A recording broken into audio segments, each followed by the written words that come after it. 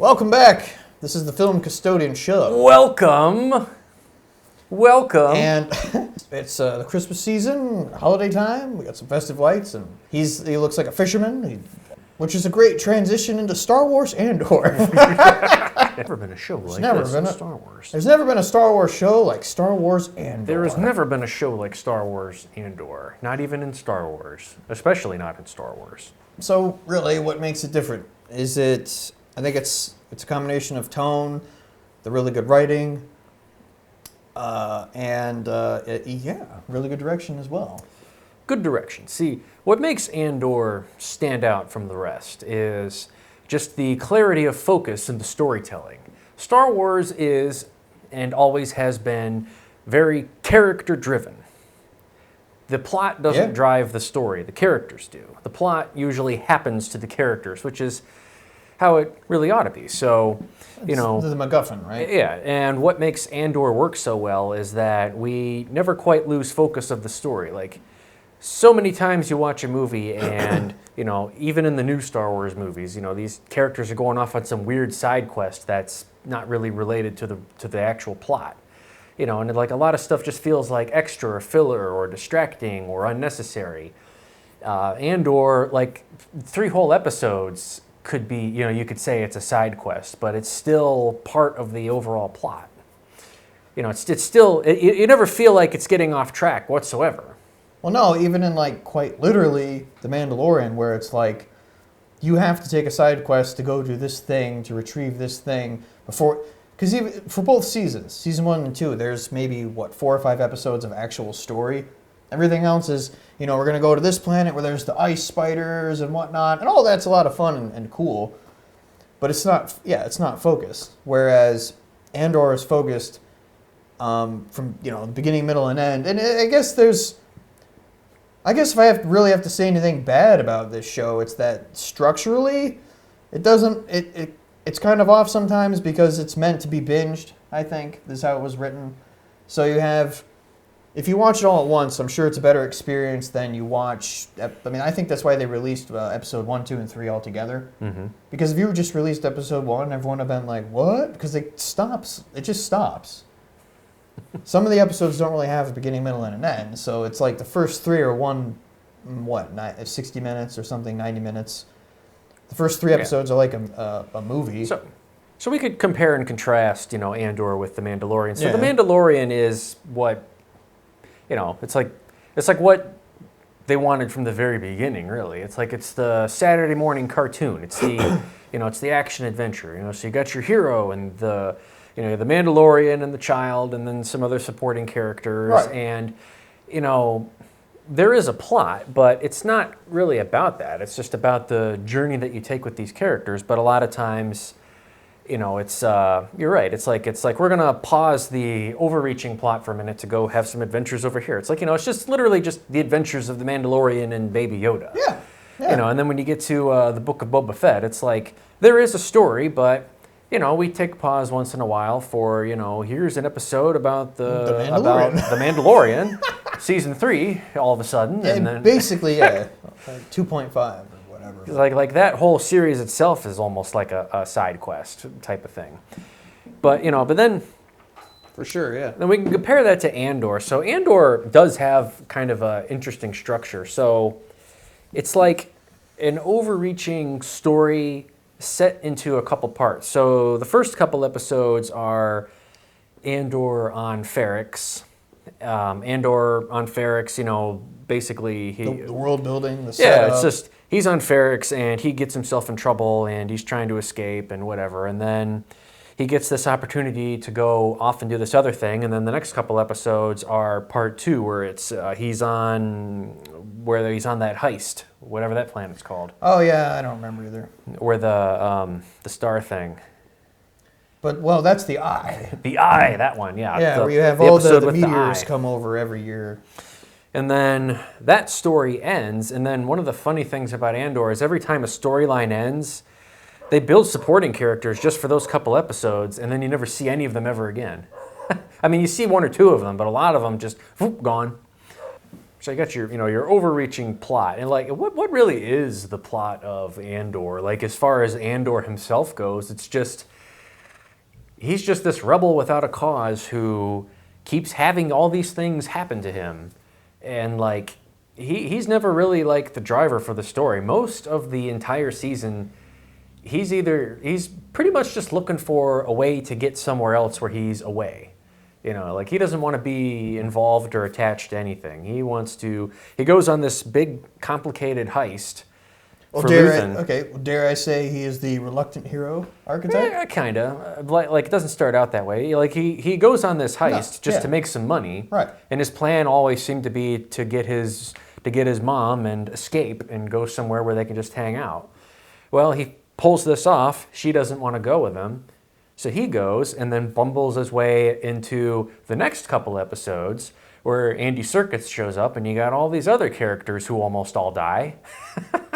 Yeah, it's some of the best Star Wars ever. Yeah, just really, really great, compelling story. It is like you have it's a 3-story structure almost. So it's like you have episode 1, your beginning, middle, and end. So every third episode is the big payoff. Yeah. With like 2 exceptions, because episode 7 is the in-between episode, but it's not. It doesn't feel like filler. That's the one where they goes to the beach, basically Miami in Star Wars, and then because of stuff that he directly was related to, is now going to jail to work in this prison and all that, and and then you start that whole story arc as well. But while Andor is going through these things and developing as a character, basically that's pretty much the story for him. He's transitioning from a rebel without a cause into a true rebel. A purpose. Because at the end, he goes to Luthen and basically says, either let me in or just let me die. Because I'm sure he knew that he wasn't going to kill him, but right.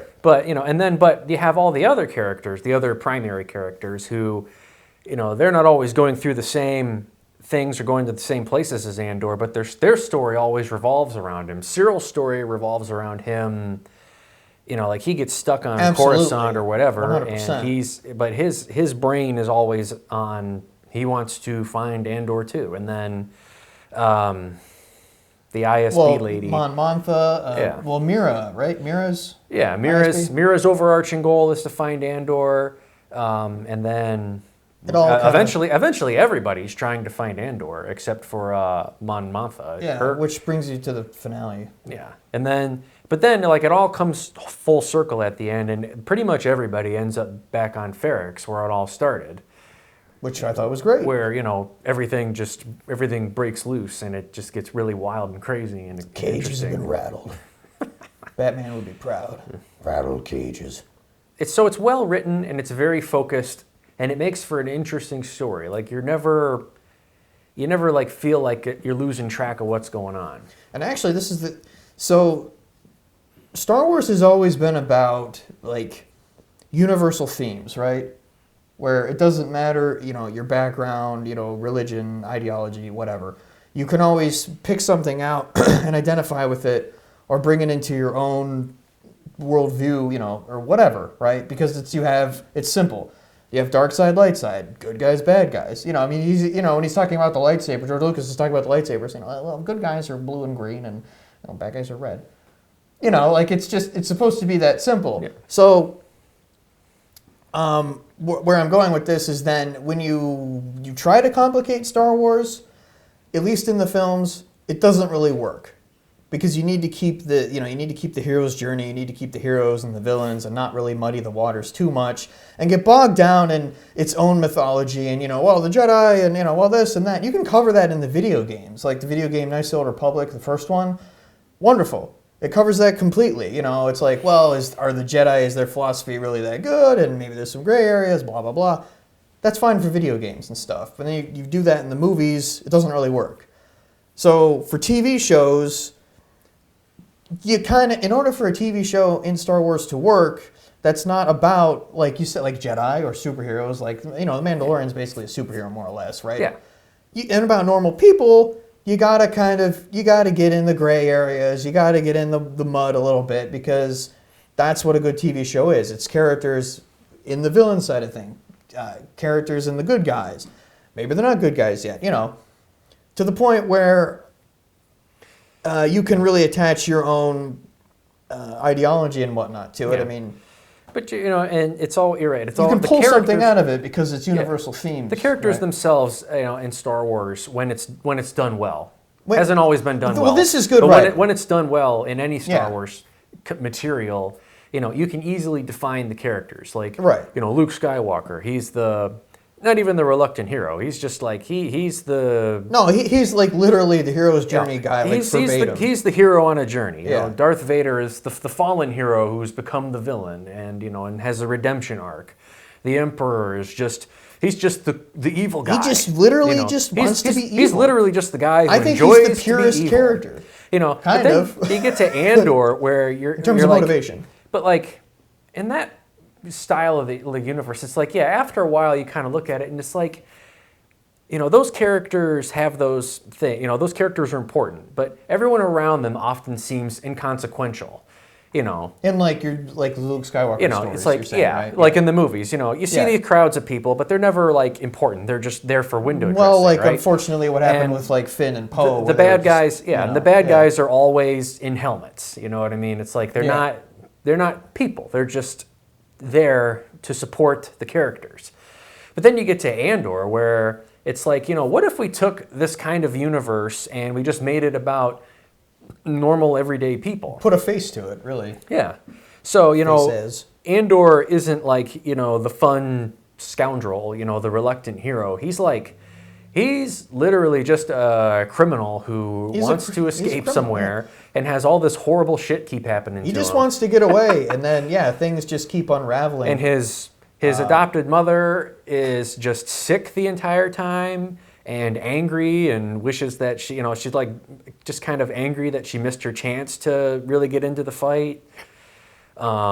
They really, and then like there's one thing I wanted to say, this has always been a thing in Star Wars too, but it really it's like, when Andor, when you make it more about actual people, like there's, it's like when they get into a battle and they're blasting civilians, you're like, oh shit, those are like people that it's like when it happens in the movies, they blow a whole planet up. It's like, well, you don't see any of those people. Whatever. You don't know who they are. It's like, it doesn't really register like, it happens all the time. the Death Star blows up. It doesn't really register in your mind like, oh shit, they killed like millions of people. And now it's just like, oh no, the planet's blown up. Yeah, okay, they did an evil thing so that we know that they're evil. But then you get to 100%, Andor. You get to Andor and all these guys, they pull off this prison break and it's like super inspiring and you're like yeah and then so good. And then they get to the top and you're like, oh fuck, they're all just gonna drown. I mean, we'll get a little more in depth with the prison later, but it's like you can't mass casualties in Star Wars. What is it's just like it always seems to be happening. Like when people die in Star Wars, it's always massive just in scale. droves. Massive scale, yeah. Like the Empire cares nothing for a few people getting killed. Anything, yeah. But no, I mean it's just it's true. There's never been Star Wars like this before, live action, on the screen. It's really unique, and being kind of a niche.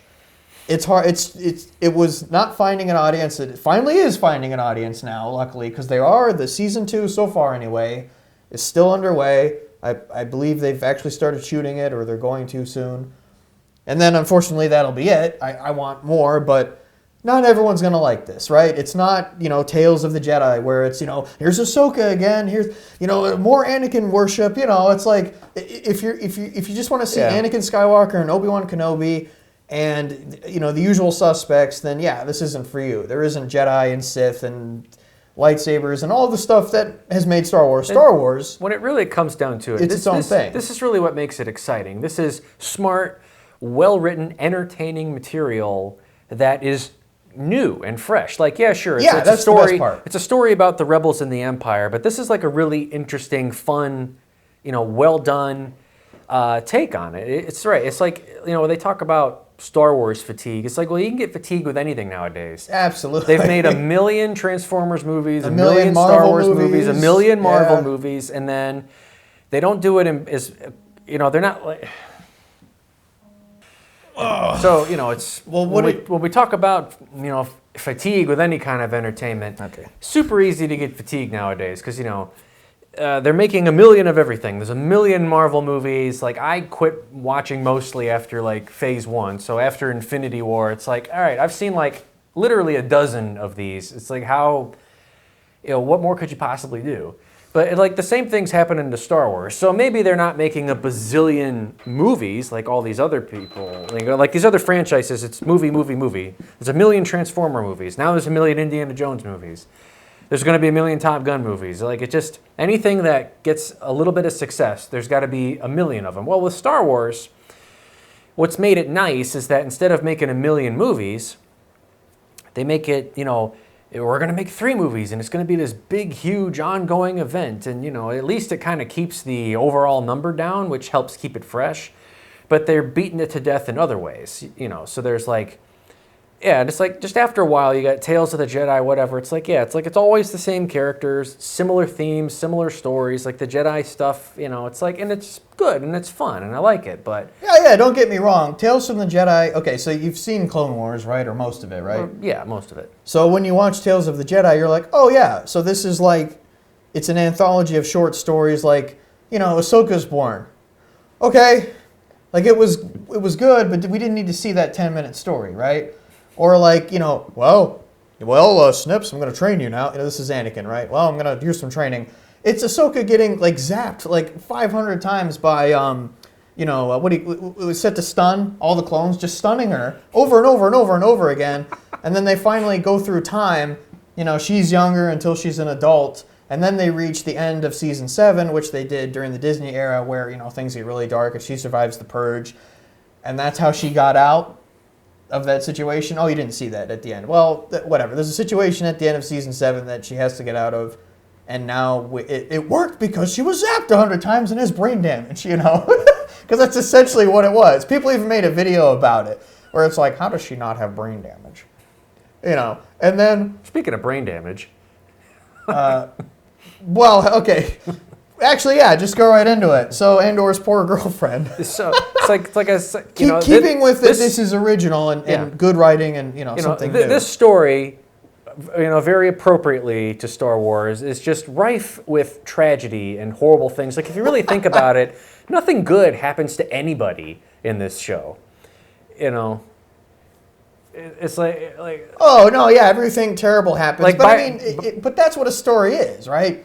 The story, or that's what movies are. But that's another thing that kind of makes this unique. In Star Wars, hardly anything good ever happens to anybody anyway. But the good guys always win at the end of the day. Yeah. With this, it's like, there's they have the funeral, and this riot breaks out, and then this kid whose dad got murdered by the Empire. He yeets a pipe bomb into the crowd and kills a whole bunch of people, like, indiscriminately too. Like, it wasn't just Imperials that got killed. Like, this dude just indiscriminately kills a bunch of people.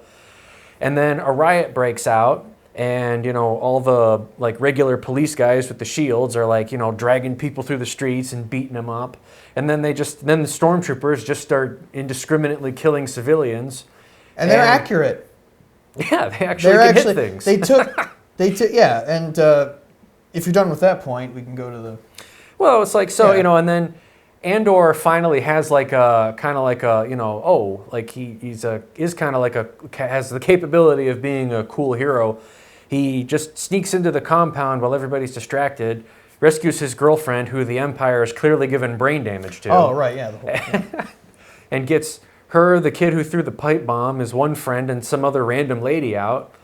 And tells him, just fly away and hope you make it. I'll find you. She was freed, right? He got her out? Or did he leave her there? No, he puts her in the ship with his other friends. Well, because early on there's a unique... I keep spitting.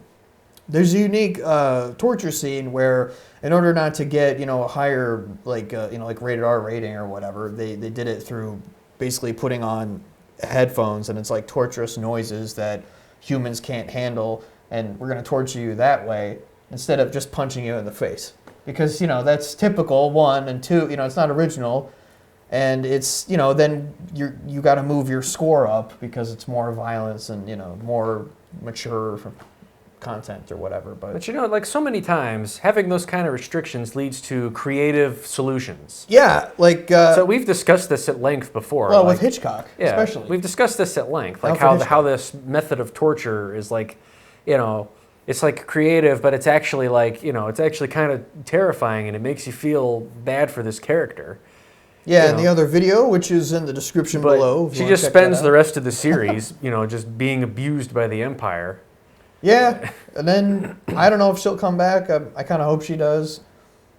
Okay, so let's talk about Luthen, and I think this is Alexander Skarsgård's character. He's a great actor. He's in everything, man. So I remember him. Do you remember him in Pirates of the Caribbean as Bootstrap Bill? Yeah, he was. He's just, it's out of time, Jack. The Kraken's gonna get you. And then he was in another movie. Part of the crew, part of the ship. I can't remember if he's Swedish or Norwegian or Finland or whatever. It's but got to be one of those with a name like Skarsgård. I can't remember, but he was in another film I can't remember, so that whole point is moot. He's a darn good actor, and I've seen some. Oh, okay, so the original version of Insomnia, actually Christopher Nolan's version of that with Al Pacino is a remake. Oh, Skarsgård is the original Insomnia movie. It's a foreign language film, and yeah, it's really good. That's all I'm saying. He's a really good actor. So it's super good they got him. So they've kind of surrounded. That's another thing that's good. So Diego Luna is the guy that plays Cassian Andor. They've surrounded him with people that know how to act, and Skarsgård's amazing at everything he does, and he carries weight and a presence. So his character is basically he's a rebel, where he's trying to start the rebellion, right? Getting the network together. He's a mastermind, basically. He's built very carefully. He's like a chess player. He wants to. He's playing 4D chess. Yeah, he's playing 4D chess while everybody else is playing checkers. So he's building this incredibly elaborate network, and he's got eyes and ears all over the place. And he's not just trying to build this network. He's trying to bring other groups into it. And it's clear that he doesn't really have any regard for his own safety. At the end of the day, he's so dedicated to this that he'll put himself at risk. He'll keep himself safe just for the sake of continuing the work. But if it comes down to it, he's building something that can continue even after they finally get him. And then he sacrifices a couple times different things where it's after the heist episode 6, the Empire decides to clamp down a lot, right? Now we're going to just grab people willy-nilly and take them to jail, which is what happens to Cassian Andor. And so his Luthen's partner who is there, I can't remember her name, Kara or Leia or something. Something like that. She's basically people are going to get hurt. No, I'm sorry, Mon Mothma said that. She's people are going to get hurt. And he's just people will suffer. And he's I'm counting on it. I He's hope so. Yeah, that's what we want. We want that.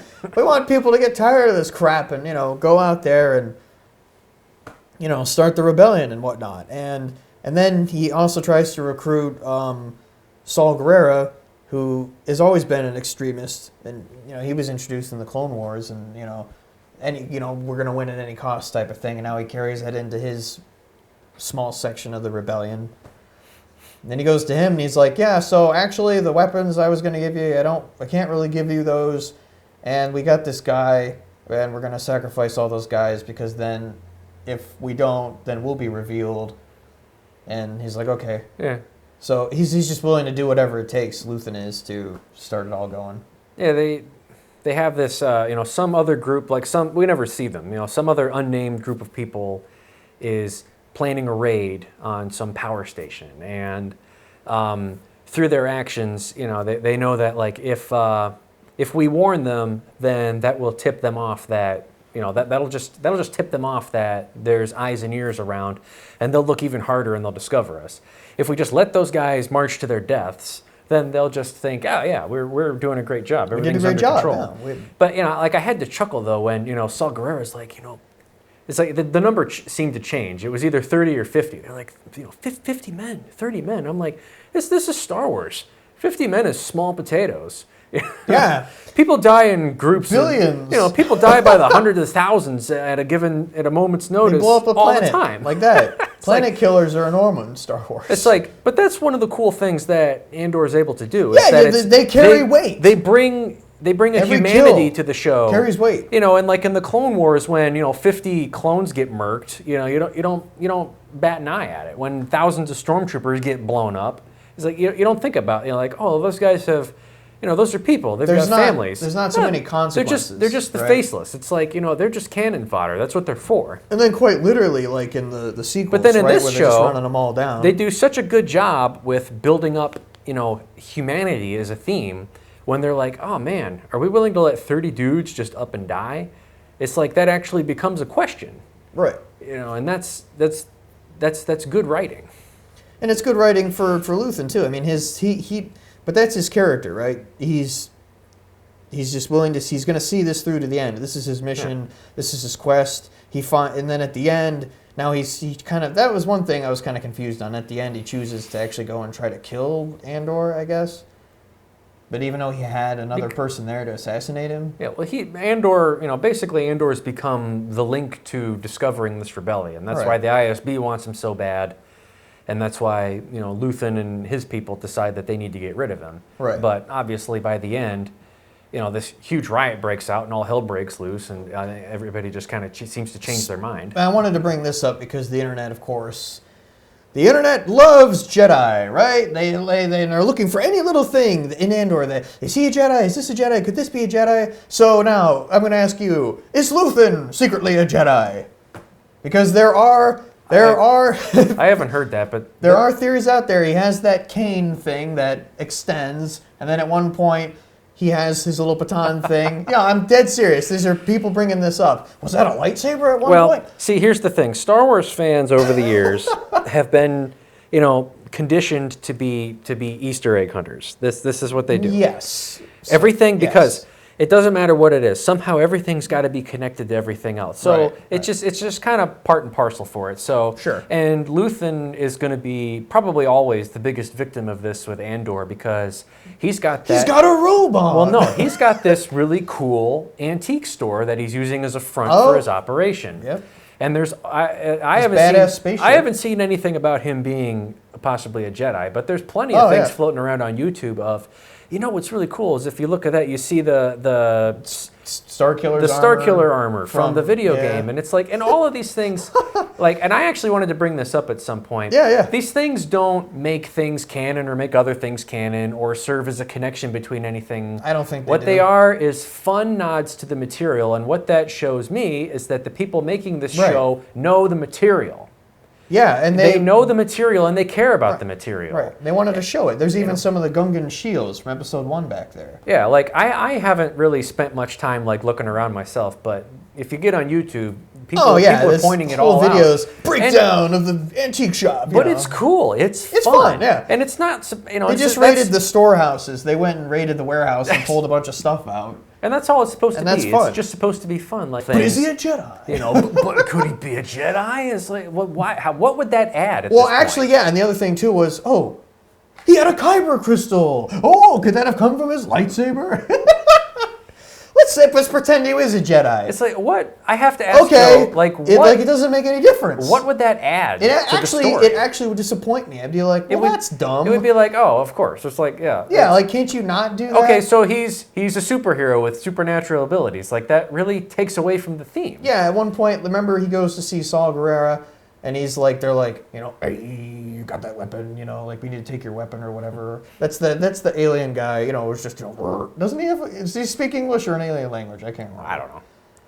But anyway, so he hands the thing that looks like a handle of a lightsaber, or could have been at one point. So everyone's like, arrows pointing at it, And it's like, I don't know, I just thought, if he turns out to be a Jedi, I'll be disappointed. If he was at one point, I hope not. Yeah, that would be dumb. It would take away I from like the it better originality. that he's a wealthy antique dealer. Has a lightsaber ship, though. Has completely. Yeah, he's The lasers go out and he can spin it and cut everything up. And that clip's all over the internet because Star Wars apparently are still just a bunch of 13. They're all still just a bunch of 13-year-old boys. You can only have lightsabers and Jedi, and Anakin is space Jesus. It's like, I mean, that's like that. Like, unless it's like I was saying, some people just aren't going to like the show. It's like nothing. You never see anything Jedi online and Sith, and that's fine. Up until Luthen blows up a couple TIE fighters, and then that clip's suddenly all over the internet. Right, a lot of people are going to find this boring because, dear God, we actually do some character development. We don't go on a side quest every 5 seconds. So let's call this what it is. There's no Baby Yoda. Andor is Star Wars for adults. It is. It just is. And that was this is as highbrow as it gets. But that's for Star Wars. But that's how it was billed from the beginning. They never lied about it. They're like, yeah, this is going to be more mature, more taken seriously. And it's great. And tonally, they stick to that the entire time. They never deviate. I find it refreshing that there's not a gun battle where they just easily, where they easily dispatch 600 stormtroopers. Because that takes away the tension. Like, how many times did Poe Dameron just go bang, bang, bang, bang, bam, and then you're like, okay, so there's no threat. Yeah, it's like every all the videos that I've seen floating around on YouTube are like, why do the gun battles in Andor seem so different? And I'm like, because they have tension. They're real. They're not between a superhero in a shiny suit who can't take damage, or a guy with supernatural abilities who can destroy all the big threatening robots in 2 seconds with no effort. This is between groups of humans who can die. Yeah. That's what makes it different. And here's something I think that was missing from the prequels, or I'm sorry, the sequels, even the prequels actually, that is different with Andor. So we know Andor dies. This isn't a spoiler. If you've seen Rogue One, most people have, he dies, right? So, in that movie, this is a prequel to that movie, so we know he's not going to die in the show, which is why the ending is, the cliffhanger's kind of dumb, because he goes, yeah, you're going to shoot me now, or I'm going to join the rebellion. We know he's not going to shoot him, so that was kind of dumb. But what this has that the sequels, like the prequels, don't have, so obviously in the prequels you have, Anakin and Obi-Wan. We know what happens to them, right? We know Anakin becomes Vader, we know Obi-Wan lives, there's no tension. You go to the, this doesn't have anything to do with the sequels at all. My bad. So with the prequels, just with the prequels, they should have had Ahsoka in there. Because she would have been the wild card. Does she live? Does she not live? We don't know because she's a new character, right? So there would have been some weight and tension to the battles now, right? That's why when you look at the Clone Wars TV show, there's some weight to it. Ahsoka might die, or any of these other new characters. They didn't have that in the prequels. And I get it. You want to just focus on Anakin and Obi-Wan. But in between 2 and 3, you have this huge TV show where Anakin has an apprentice. There's no reason why you couldn't bring her in, right? To episode 3. I mean, you could, I get why they didn't do it. But my point is that you lose a lot of tension because of that. And so in Andor, you have all these characters surrounding him.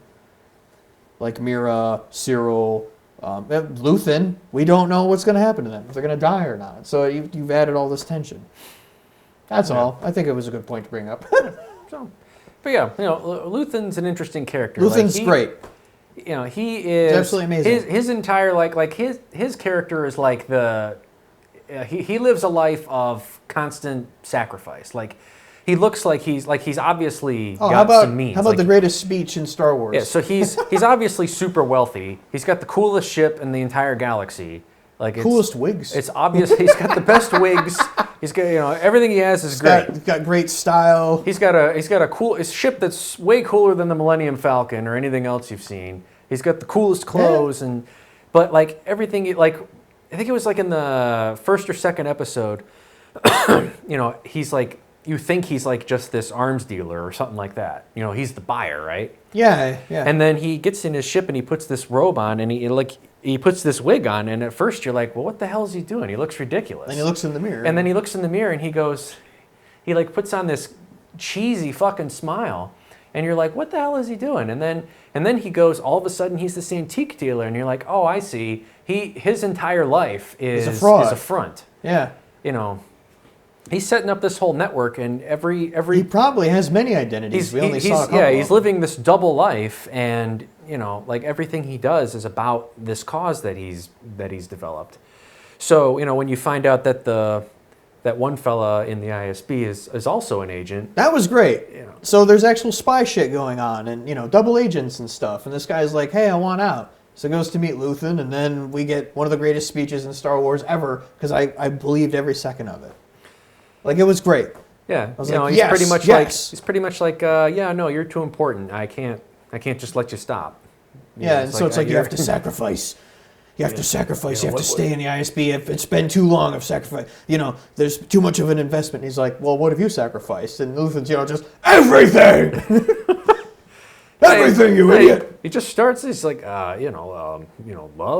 He starts with, I think the first thing he says is love, and then so, he just family, he just friends, lists everything. Everything. And he's like, what have I sacrificed? Everything. My whole life is a lie. Yeah. And I'm constantly in danger. Yes, super cool. Yeah, Luthen. Super compelling. Freaking amazing. But after a while, you're thinking the same way Saul Guerrero is. You're like, where does this guy not have spies? He's like you have people everywhere, don't you? Even in the ISB. I bet you have someone here. Who is it? Yeah, is it him? Is it him? Is it him? Just a quick little talk about Forrest Whitaker playing Saul Guerrero. He's having a great time. Saul Guerrero is fully realized and actually developed more. That was one of the pitfalls, I think, or one of the things I didn't like about Rogue One was Saul Guerrero just kind of goes, I'll run no more. For what? I mean, unless you've seen the Clone Wars TV show where you see him develop as a young guy and then slowly develop into this, I'm going to destroy the Empire completely and, whatever, become this extremist guy, you'll never know. If you're just watching Rogue One, you're like, well, from what? And then he just allows the test blast from the Death Star, kill him, and because he's in the tower. And that was dumb. So he was underused, or he shouldn't have died. Save the dream! Save the dream! Yeah, but in this, it works. And I think he's actually a little bit more grounded, actually. He's not as... he doesn't have the light on his face the entire time. It's more like... It's not completely unhinged. Lie to me? But then again, maybe by that time...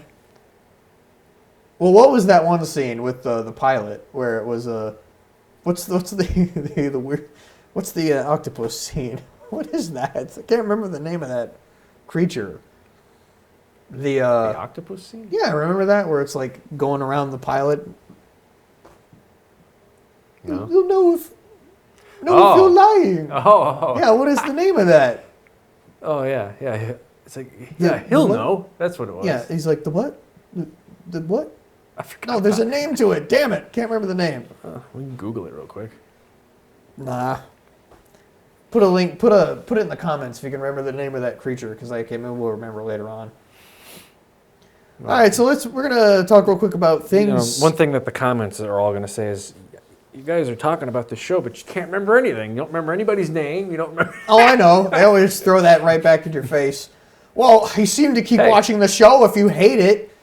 You got to watch the show to review every episode. That's what a review show is. So here's the caveat. It's called hate watching. Here's the caveat. Here's the disclaimer. I've seen all of Andor. I watched every episode one time.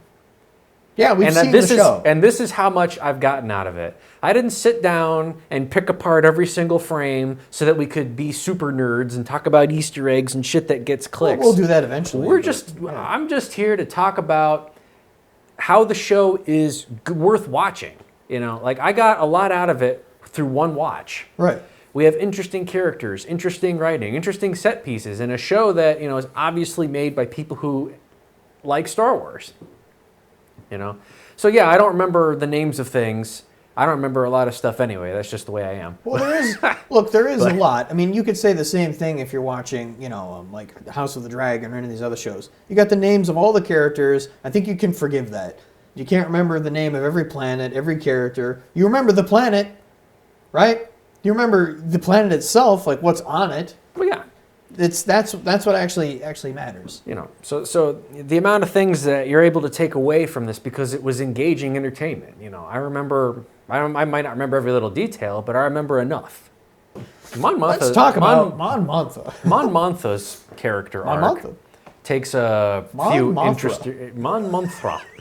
Her arc takes a few interesting twists and turns too. So, her character goes from being, in the beginning, she's like, she's among the elite, but she's one of the few who's actually trying to do her job, Right. Within the bounds of this tyranny. She's an imperial empire. senator, and she's not afraid to go up to the podium and say, hey guys, what if we actually did our job and tried to help the people to be just completely ignored all the time? And, so secretly on the side, she's got this, family fortune, and she's slowly just trying to feed some money to, Luthen to help his cause because, she wants to fight the Empire too. But for some reason, the whole, I guess the whole point of her story, the main thing it revolves around is for some reason her money has now been seized, or her family estate is, hard to get to, all her money, so she needs access to different money. Well, no, it's, the Empire keeps changing the rules and... Right. Yeah, so basically they want to track everything. So the Empire has, it's like when she brings in this banker guy. So she gets desperate because, she's basically giving money to Luthen. So a large number of her assets has gone missing. And, she realizes that she needs to find some way to cover up for that before somebody notices that and starts asking questions. And the ISB now has way more powers than they've ever had before. So she tells them, she's like, every time I go to the bank, it's a whole bunch of different people. People are everywhere watching everything that we do. Right. Even her bus driver or a cab driver. Her chauffeur is a spy. He's literally a spy. He did that lower the window She seems thing. to know that too. Yeah. She seems to at least be suspicious. Right. So she seems to have, so it's like she understands that she's putting herself in danger. But she's like Luthen too. She's sacrificing things for this cause. So, her cousin or whoever she is who's in the rebellion. She comes back to visit. Yeah, and every time they come to visit, I love how, when they're talking to each other, it's always everything's terrible and, this is, it's like this is terrible and stuff's not working. Then her husband walks in. And then as soon as somebody else walks in, they all go, and then turn around. And it's so great how, her too. She's living a double life, yeah. And she's living in constant fear that, she's going to be discovered. And I love this is all that political intrigue that would have made the prequels more interesting if they'd kind of done it like this. And then it's I don't know if it's because of this double life, but for whatever reason, her daughter hates her. And she seems to be, completely unable to do anything about it and kind of resents it. She obviously resents her husband, who is just a goofball. Yeah, he's taken the other approach where ignorance is bliss, right? He's that's kind of his whole character. It's hey, top. we're Who here. cares? Nobody's bothering us. Right, We've got money. I'll play the game. Whatever. If everything is fine, who cares? We'll play by the rules. It's all good. Bring me crustaceans. But but she, it's she's in a position where, she has these ideas that nobody wants to hear. She can't say them out loud because people will suspect that she's a sympathizer. And so she brings her friend in, who brings this weird banker fella in who knows how to get around all the rules. He even says that. He's like, it's really not difficult to access your money. Yeah. They turned it into a game and we'll play. Yeah. You just got to do something for me.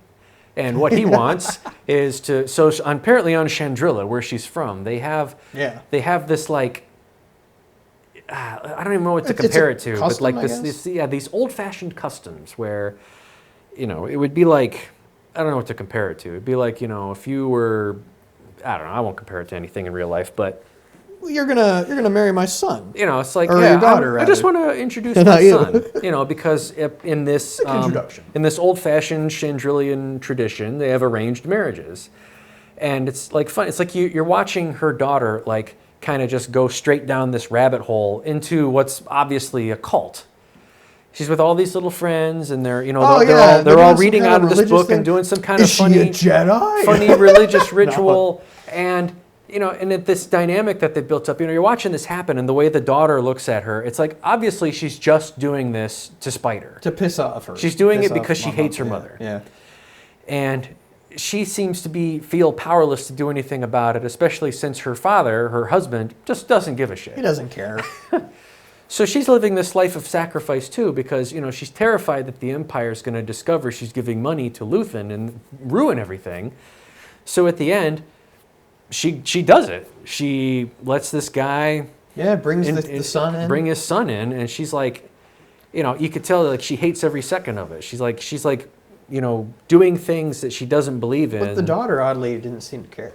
Well, yeah. I mean, guess what are you going to do? What are you going to do? But it's like it's just how Mon Mothma is like just doing things. She's in a prison. Yeah, she's like these people. Like in the movies, the good guys, are always like they're the big heroes, right?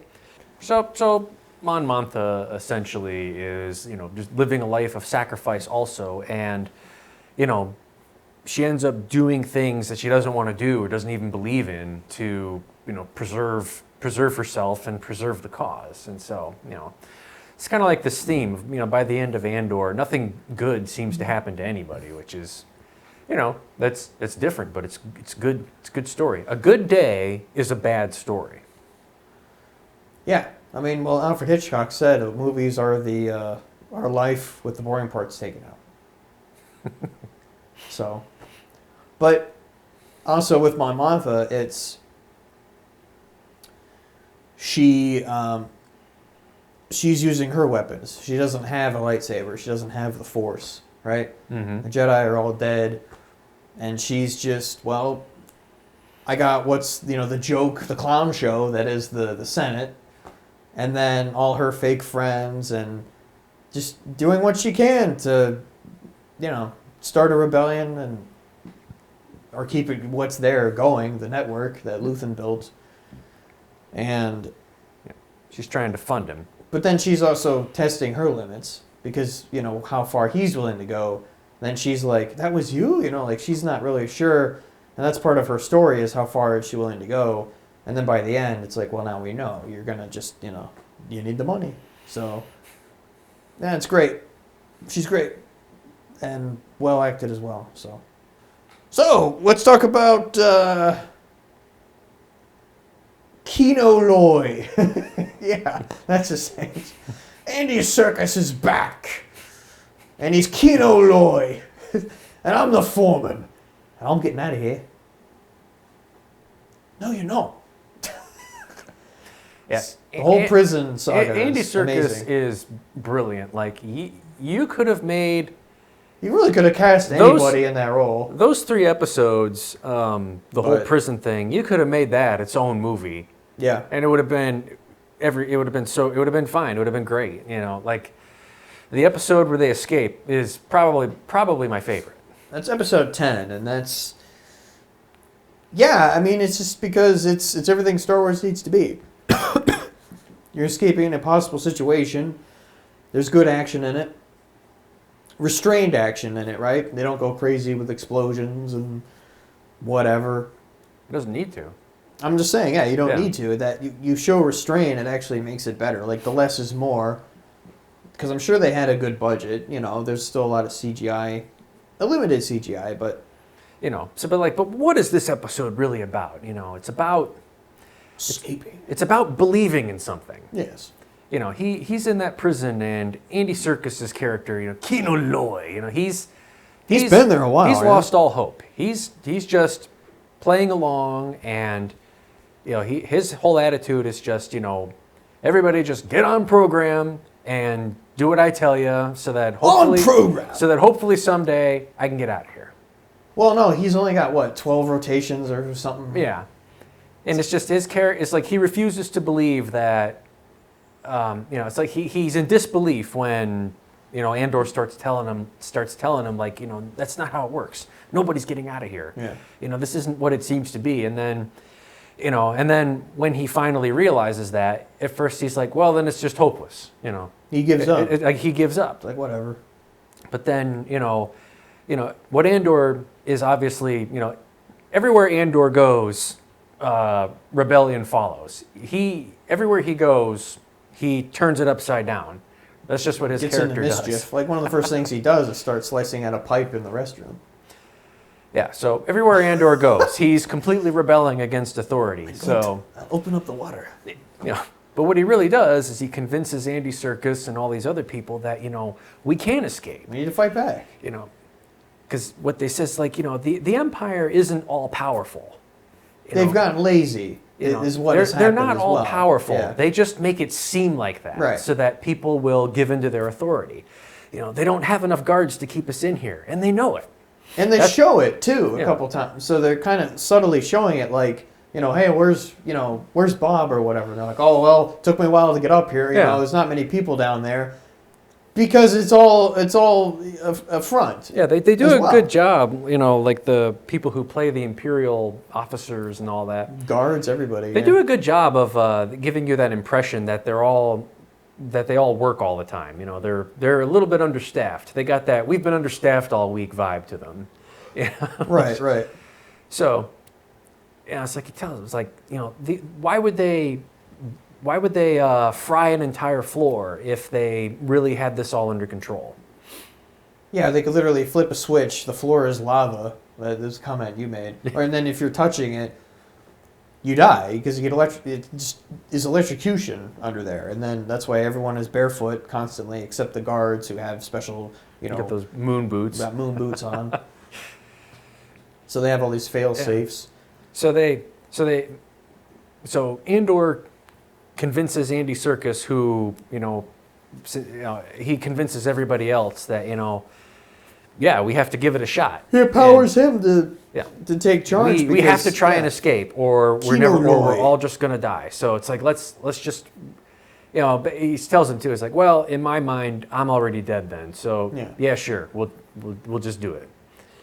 So Andy, I think he just, it's like, well, I'm probably going to die, but, hey, we'll go out with a bang, So they mastermind this escape, and it's like, it's all these barefoot guys against these armed Imperial guys, It's just like, get on the tables, go over here, go over there. And then they make their way to the control room, and then the best scene in the whole movie, the whole show, for me, is when Andy Serkis, talks to the whole facility. And at first he doesn't want to do it. He's like, he's suddenly thrust into being, he's been a leader of men this whole time, but as a form of function, now he's thrust into, leading men out of an impossible situation. And Andor tells him, he's like, they need to hear your voice. They've heard your voice. It's like, it has to be you. Nobody knows who I am. Yeah.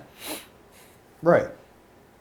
So he helps them along and gives them. And it's brilliant. It's inspiring. All these guys running around yelling, "One way out! One way out!" Oh, it's great.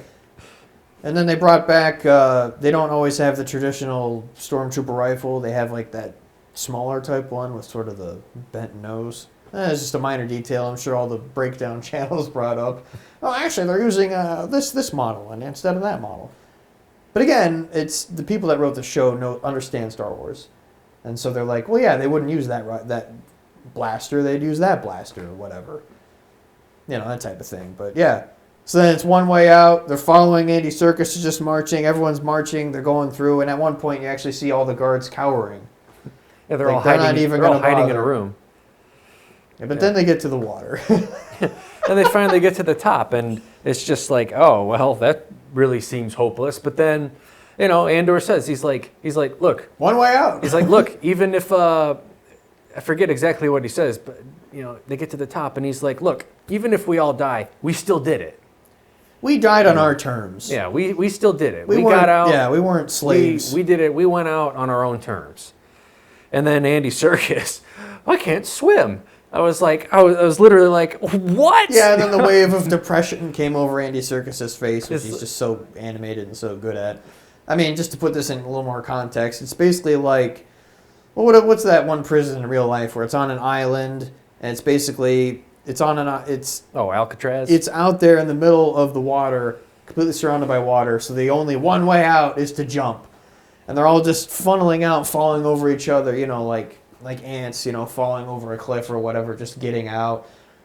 And Andor gets swept up in it, and he falls, and then eventually meets up with a buddy out on the beach, and then they go off into the next two episodes. Actually, they split up at the end of episode 11, but Yeah, I thought it was kind of amusing. Keenor Loy couldn't swim, they- so who knows what happens to Andy Serkis if he's coming back or not. Yeah, well, that's what I say. Like this show, it's like every arc ends with several And a lot of the prison, several well built up characters getting eliminated. and a lot of them died in the escape that they built up and spent some time with. Yeah. And they got shot. Yeah, it's like Didn't make it out of the prison. that's what I said. It's like that's what this show. It's about humanity and rising up and all that stuff and having hope. But boy, nothing good seems to happen to anybody. Yeah, right. And if you had switched that around and it was, just another Anakin Obi-Wan escape thing, they would have done some, well, let's climb up here and, lightsabers and cut their way through, and that would have been the end of it. And Andy Serkis can't swim, so his character they would turn that into like some kind of rebel base, and he's there with a bunch of prisoners, and they all got guns, and the Empire. But no, it's like it's really implied that Andor and his buddy just completely luck out that they run into a couple aliens with a ship. Everybody else probably drowned or got round up, Yeah. So but hey, I mean that's realistic, kind of in that situation. And it's just, if there was really a prison like that and everybody got out, that's probably what would happen. Yeah, and it's not doing the the more pulpy Star Wars where, I mean, again, don't get me wrong, like obviously Jedi and Sith, I love all that shit, right? And you get a certain amount of drama with that, but we've seen that story 1,000 times. So it's nice to be able to see normal people in the Star Wars universe, how they would react and how they would go about escaping a situation like this. I can't swim. I mean, it was probably a bigger surprise because if he was a Jedi, who cares? You just use the Force and float across the water. Yeah, It's not even a big There'd deal. be some trick to it, but he's just like, I can't swim. He can't and then swim. you never see him So again. you never see him again. He could have died for all we know. We don't know. Yeah. And that just adds stakes. But you know what this reminded me of, though? What's the movie? It was the movie with Frank Sinatra. I got no idea. Von Ryan's Express. Yeah. So Von Ryan's Express, this really good movie about a bunch of soldiers. An American guy played by Frank Sinatra gets put into a prison. He's a pilot, and he gets put into this prison camp with all these British guys. World War II. Yeah, and they get this opportunity, so they take it, and they escape, and they commandeer this train. And they're taking this train all the way through Europe, Occupied. they're occupied Europe, yeah. Trying to slip past all these Germans to get to Switzerland. But then there's this one other character who, the whole time he's saying, if only one man gets out, it's a victory. So Yeah. their mentality is it's less about escaping than it is about, just disrupting the Germans. Even if we all die, if only one person gets out, we still win. And that's what Andor says. He gets up there and he's like, one way out. It's like, hey, even if we all die, we still did it. We got out. And I'm sure that the writers, the Gilroys, must have seen Von Ryan's Express, or at least The Great Escape, which is another The Great Escape famous movie where same concept. Yeah, there. POWs escaping. I always liked Von Ryan's Express better though. It is a better movie, I think. But spoilers, Frank Sinatra dies. But everyone else gets away. Not everyone else, but okay, more than two, which is what happens in Andor. A lot of people, and more than The Great Escape. Everyone basically dies. But they address it too. They return to Andor returns to the scene of the crime, which I thought was kind of funny because he's got his box of money, and then him and his friends split up. Oh yeah, he goes back to where they to caught Miami him. in Star Wars, and the whole place seems to be abandoned, which I thought was kind of interesting. Probably put everyone in jail.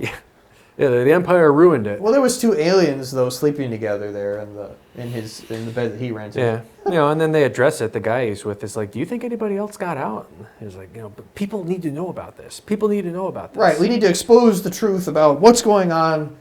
The ISB, the Empire. But the way he's saying it isn't even like, "Oh, we need to expose the truth." It's like, people need to know about this. People need to know about what happened to us. So they split up, and it's actually the one guy that follows him. He's in Rogue One, actually. His buddy, and which everyone dies in that movie, but anyway, that's what I'm saying. Being a rebel is not glamorous. No, and being a rebel is a life of sacrifice, and you will probably wind up dead. It's Star Wars, and not everyone has a lightsaber in the Force, and it's great. It's great. It's wonderful. So that was my favorite episode. Yeah, it was in a show full probably of is great my episodes. probably my favorite episode as well. So let's talk about what we didn't like with Andor. What did we not like? Well, I guess I'll start. So I give this show 9 out of 10. Because you got to give everything a score out of 10 now. So 9 out of 10, simply because, yeah, structurally, I think it was released wrong or written wrong in terms of it was written to be binged, right? It was written to be watched all at once. And so when they were releasing it week by week by week, it worked as they went on, but it didn't really work at the beginning because it's like, okay, you just kind of stopped the story. You know, whereas if you go over to like HBO, like a season show, Game of Thrones or House of the Dragon, every episode has a beginning, middle, and end, has a cliffhanger that sets up the next episode, and it all flows together perfectly, as in, you know, you see one installment every week. Whereas this, it was pretty clear, at least for some of it, structurally, that you were just supposed to binge it. Yeah, like it's not Didn't hate necessarily it, but the whole thing, but it was more like, you know, the first couple episodes were one act, and then the whole the Eye, there was like 3-4 episodes there. That was like one act, and then the whole the prison sequence, and then the end. Yeah, and there's a lot of slow going, a lot of slow pace. Like I said, there's not a whole lot of action, and it's slower, and so that really turned a lot of people off. And like I said, Andor's finding its audience now, but yeah, at the beginning it was tough going. Like not anybody was really watching it or could even find it or even know about it. So there's that, and then I guess the second part really, well, what I just mentioned, it's slower sometimes, and yeah, even that got to me sometimes, even though I don't mind something taking its time, being intentional with your tone and your pacing and your character development, because it always pays off, which it does. But even then, yeah, there were some times when, especially the last episode, I thought some of it just kind of dragged a little bit, and I wanted to just get to the point, you know? Like, you know, let's just get there. We know what's going to happen.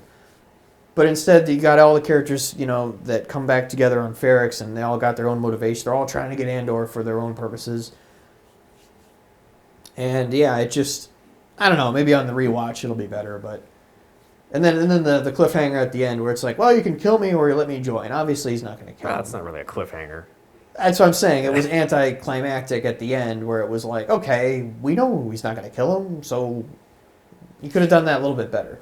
I don't know. But honestly, I didn't really see it that way. I saw that as the part where Andor's character kind of comes full circle to where he's like, you know, that's when he decides that he doesn't want to just keep trying to run away from his problems. Just float through the galaxy. And just kind of like find somewhere to sit and, you know, just live his life. Lie on the beach. And he decides, you know what? I am a rebel, and I want to be a rebel and fight. And, you know, so All right. So that's his arc. Fair enough. Yeah. Well, no, absolutely. Yeah. He becomes, by the end, he becomes a rebel, and he wants to actually truly join the cause, which is, Luthen wanted him in the first place. Yeah, he This kind was of said, you know, I didn't come for the special, you know, navigation doohickey that you want to sell me.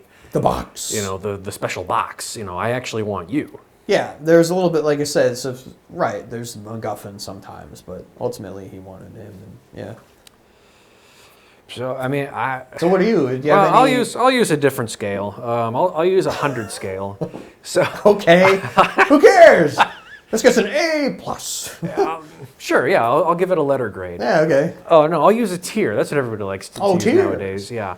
All right, this show is S tier for me, all the way. What's S that? tier. S tier means it's the best. Is that what S tier is? Yeah, S tier. It's at the top. So you got A. You have it's like a standard letter grade. You know, A, B, C, D, F, and S tier. Really? I actually don't know what the S stands for.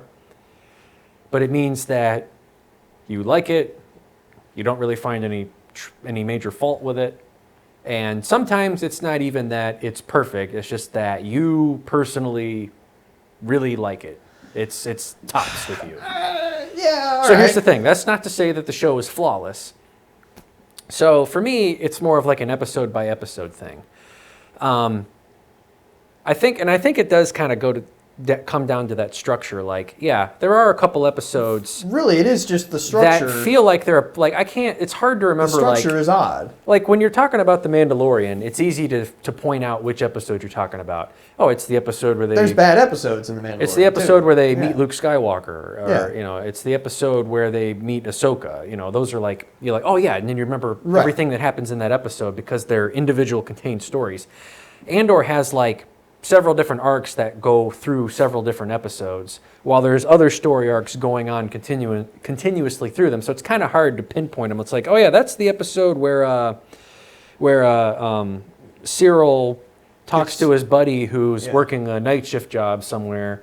As I couldn't honestly tell you which episode that was in. It's just that was the point where they learn about the funeral funeral that everybody in the galaxy's just got to attend. That was because Andor might be there. That was episode 11. Yeah. Yeah.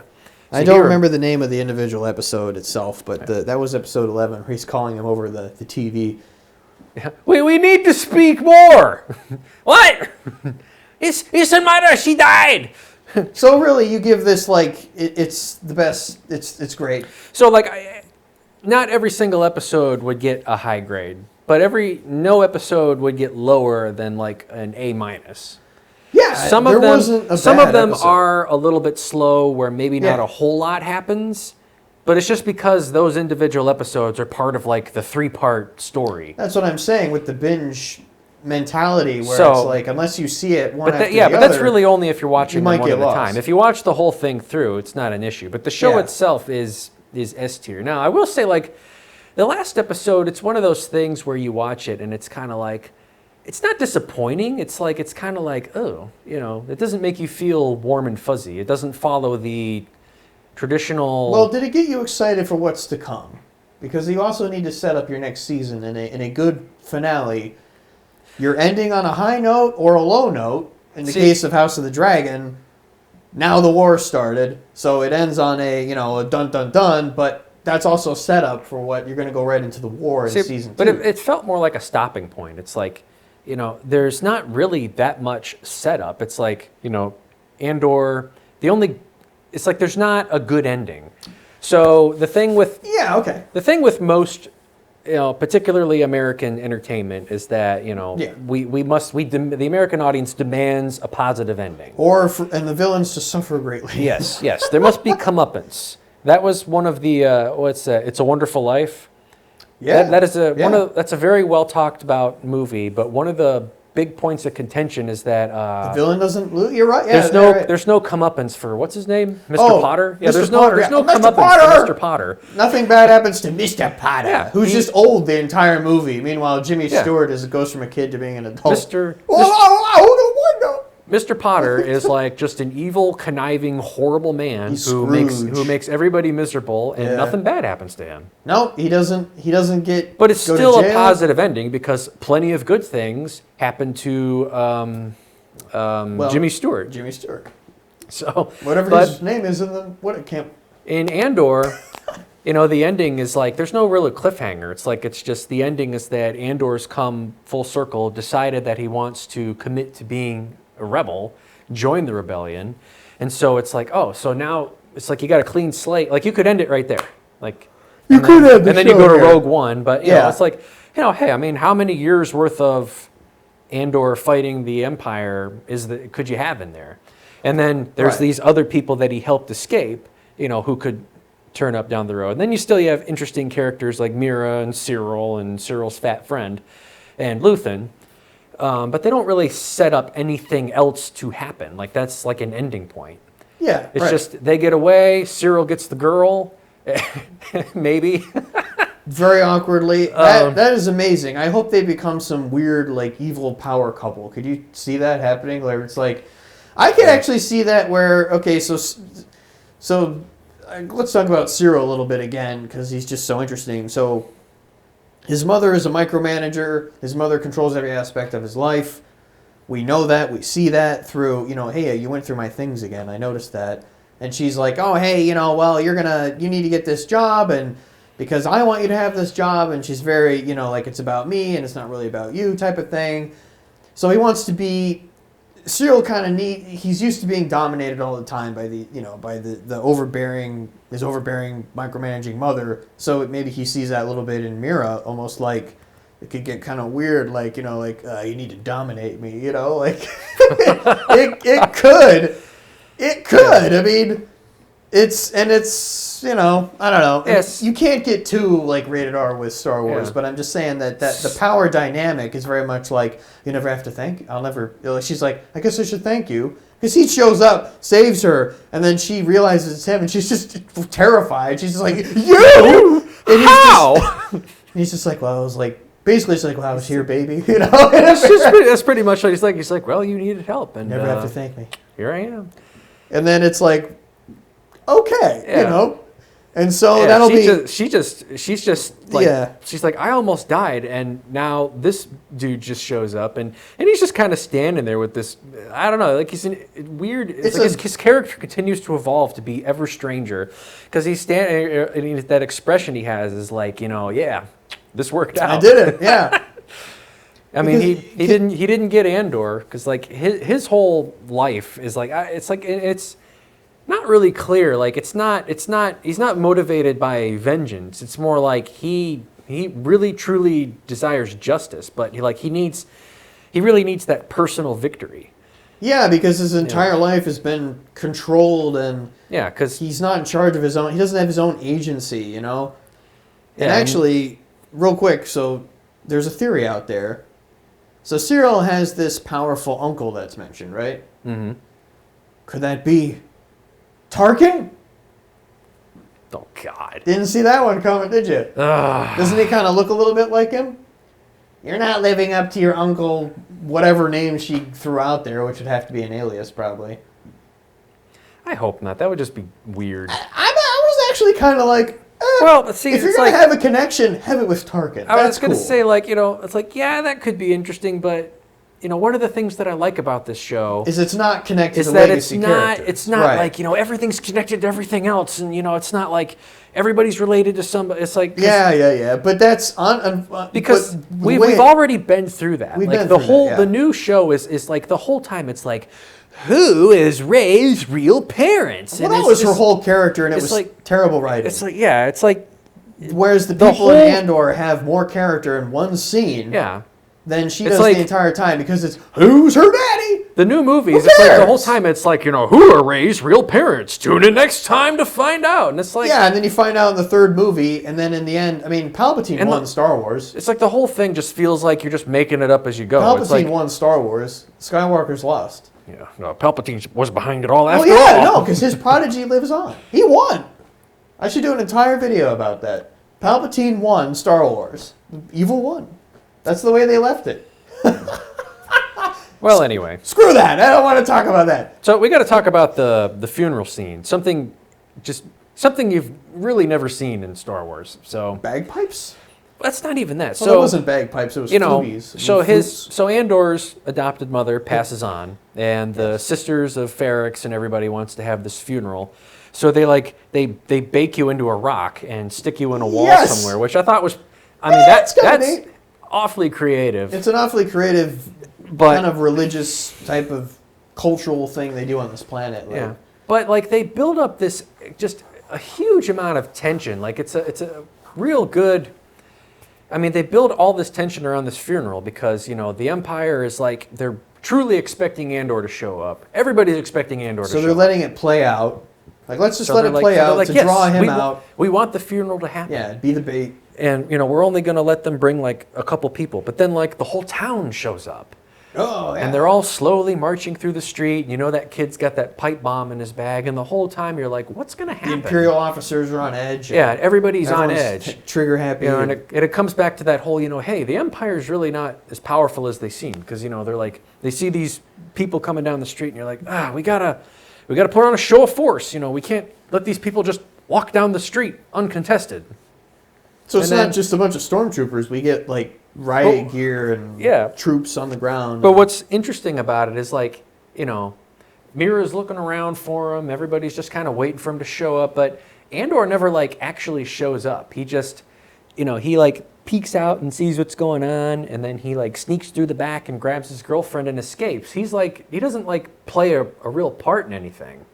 So yes, he was there, honestly, yeah. but it's like, you know, they do a great job of building up this powder keg. It's like there's all this tension, and then what really sets it off is the recording that his mother makes before she dies, that this droid plays. You know, it starts off with, I'm very honored to be here, and that you've decided to turn me into a brick, and I think about my life, and then she just starts getting into it, and then it just goes on to full on, we should all fight these bastards, and then finally the Imperial officer who's in charge is like, all right, that's enough. He comes in, I think he kicks the droid. Well, he like throws his cloak over, and he like kind of misses, so half of it's still playing, and then he kicks the droid over. And then everyone's pissed off, and this riot starts. And then his Andor's buddy, which this was a really great character. He's just a normal worker, 9-to-5 guy, the big guy. He just grabs the funeral thing, which I thought was odd, and smashes the Imperial in the head, and then kind of goes. It was her, right? Yeah. Was it her brick? Yeah. So she finally got to kill somebody. So she got to poetic justice. She'd be like, well, if I can't do it now, I'll do it as a brick. Okay. Yeah, but it's cool. It's unique. It's very Star Wars in the weirdness of, what they're doing. And yeah, like they build up this unique culture. The world building in Andor is great because it's not just going to Tatooine again and again and again. Right. We're building all these other planets, all these new, ways of even like economies and, the corporations and how you work that in politically and and whatever. And so that's a great point though. Like you except with the exception of Coruscant, which it was good to go back to the way that they portray Coruscant was what made it good. It's like it's like you don't see like just the fantastic brilliant glass covered skyscrapers of the it's just. You're just like everything is like I talked about it before. They just go straight for the brutalist architecture. It's all just concrete and bricks. And the aliens are all in the sub-levels. Yeah, that's where the aliens are. Yeah, the aliens are gone. But every planet you go to is completely unique. It's not Tatooine for the 1000th time. It's like I joked when the Mandalorian comes. It's like at some point. In every other Star Wars material, you end up on Tatooine. Tatooine truly is the center of the universe. Apparently. This supposedly backwater outer rim planet is the center of the universe because every important character ends up there. And it was supposed to be inconsequential originally. That was the whole point of hiding Luke there, was that, what are they going to go there for? That was the whole point of putting Luke there, like from the very beginning. It's like, Luke comes from nowhere. It's in the outer rim. He's nobody. Nothing. He comes from nowhere. Yet over time, you come to find out that anybody who was anybody in the Star Wars universe... Anakin was born there too. Everybody's been there. Now you got to rationalize why he doesn't want to go there, because, Anakin doesn't like sand. He doesn't like sand. But also, they also rationalize, well, he was a slave there. He doesn't want to go back to Tatooine. It's like... His mother died hide him in plain sight. And it's like, fine. And eventually, you just have to buy some of this stuff. Like, whatever. The point is that there's... It's still like, after a while, it's like, how many times can you go back to that planet? Give me something different. And which we got. We got a lot of great things, a lot of great planets. And But anyway, so this riot breaks out, and it's all this chaos, and they're just... that kid throws the pipe bomb, and they just start blowing civilians away. And, again, all these people that we've come to know over the course of the entire show, like Andor's friends... They just get gunned down in the street. But, but then you get to see the best character in the whole show again.